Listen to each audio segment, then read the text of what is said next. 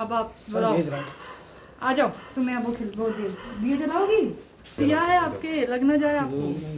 हाँ आओ, चलो चलो चलो चलो, आ जाओ, ऐसे रखो डिम्पी। ठीक, अब बताओ। हम लोग खड़े हो जाएं, ग्रुपिंग हो जाए। जी जी सर। ये भी मेरे संज्ञान में आया कि ऐसा एक प्रकरण हो गया है आज शाम को, कि वहाँ पे संज्ञान में आया था कि कुछ आतिशबाज़ी की लोगों ने अपनी एक टेम्परेरी दुकान खोल के आतिशबाज़ी बेचने की कोशिश कर रहे थे, जिसके ऊपर क्योंकि अभी एनजीटी की गाइडलाइंस आई हैं, आदेश आए हैं, और सीपीसीबी का भी आदेश आया है कि इस साल दिल्ली एनसीआर एरिया में आतिशबाज़ी बैन रहेगी।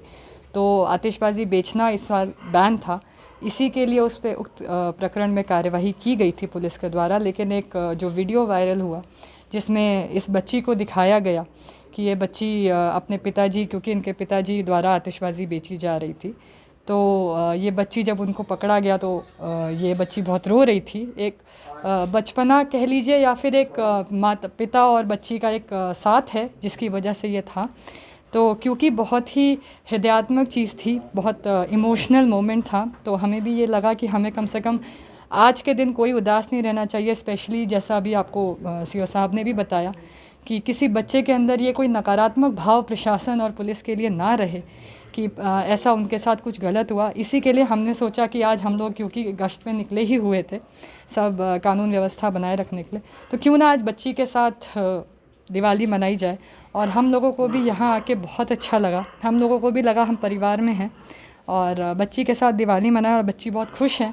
बच्ची को चॉकलेट खिलाया, बच्ची बहुत खुश है, और इसीलिए हम ये उम्मीद करते हैं और इसके साथ साथ एक संदेश देना चाहते हैं सभी को कि दिवाली आतिशबाज़ी के बिना खुशी से परिवार के साथ, दीपों के साथ और मिठाई खा के मनाई जाए तो बहुत अच्छा रहेगा। डिम्पी अग्रवाल। डिम्पी जी, खुश हो आप? हाँ। कौन कौन आया घर पे दीपावली मनाने? एसडीएम मैडम आई हैं। हाँ? और सीओ पुलिस वाले हाँ? अंकल आए हैं। अच्छा। और इंस्पेक्टर अंकल आए हैं। तो क्या लग रहा है आपको, कैसा लग रहा है दीपावली का त्योहार? बहुत अच्छा। तो पापा आ गए घर पे? हाँ।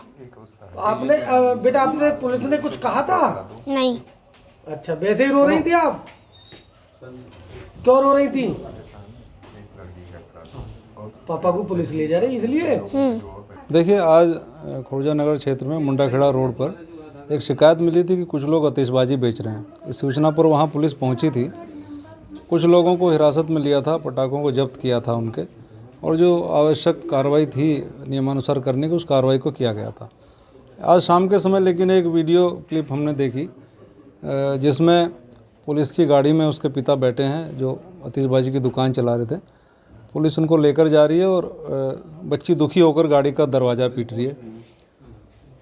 ऐसी स्थिति में हालांकि विधि के अनुकूल पुलिस कार्रवाई कर रही थी, लेकिन परिस्थितियां ऐसी थी और बच्चे की जो स्थिति थी उसके दृष्टिगत पुलिस से थोड़ा संवेदनशील और मानवीय व्यवहार अपेक्षित था, जो कि उस समय नहीं दिखाई दिया उस क्लिप में।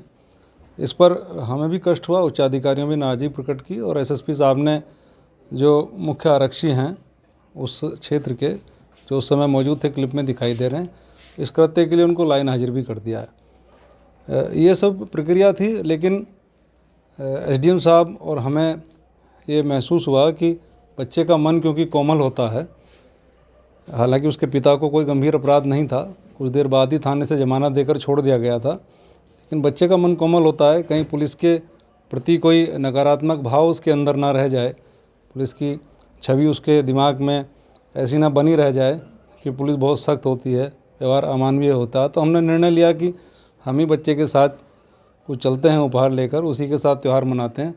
तो इसीलिए हम लोग यहाँ आए थे। हम एसडीएम साहब हैं, थाना प्रभारी हैं, बच्चे के साथ हमने कुछ समय बिताया, बहुत अच्छा लगा।